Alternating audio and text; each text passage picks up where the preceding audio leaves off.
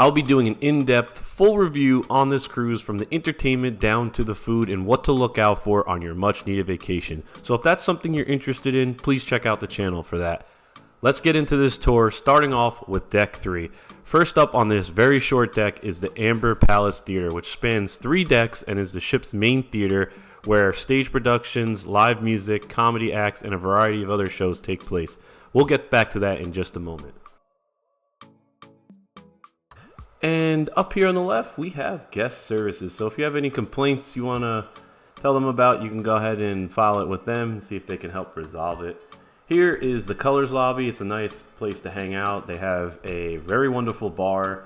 We hung out here a lot. They do trivia, they do live music, they do a lot of events, and this is where like you enter onto the ship, so this is very lively. They had a musician playing music when you come on to the ship. And here we have one of the main dining rooms. Deck 3 houses both the Golden and Platinum dining rooms. The Golden dining room is located forward, seating 744 guests, while a larger Platinum dining room seats 1,100 guests. Both are 2-level, waiter-served main dining rooms offering breakfast, lunch, and dinner with a set dining times and a more flexible your time dining option.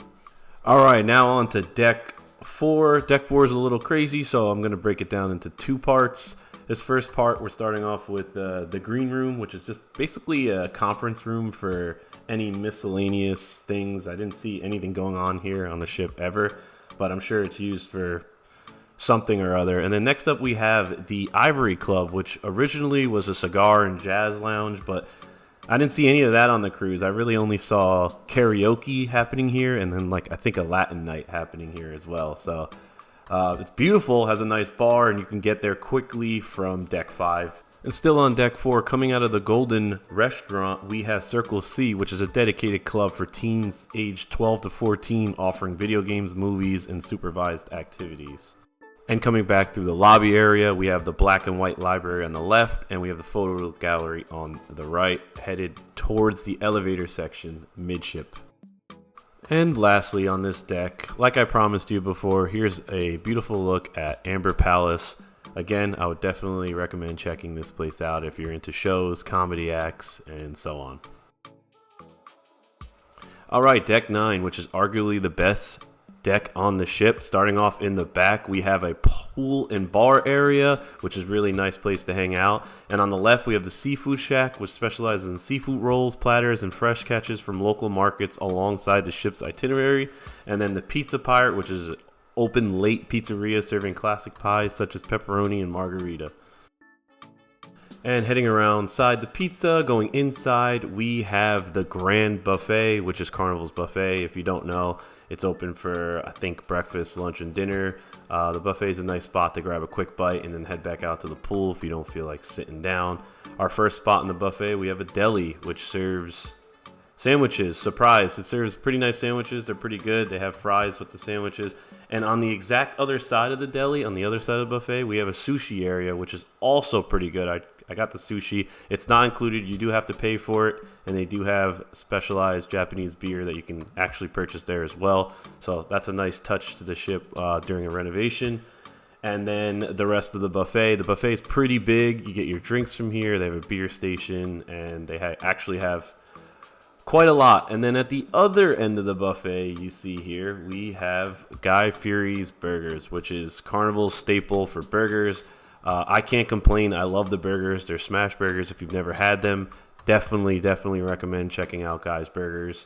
You can order them any different way, and then they have the Guy Burger. They have the topping bar right here, which again has a lot of great stuff. So if you're into burgers like me, Burgers is a great place to go grab.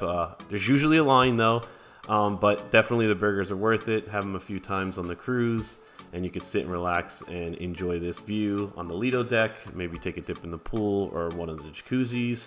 And over on this side, we have the Blue Guana Cantina, which is a Mexican-themed spot, which is another famous spot for Carnival, which is featuring freshly made tacos and burritos with various toppings.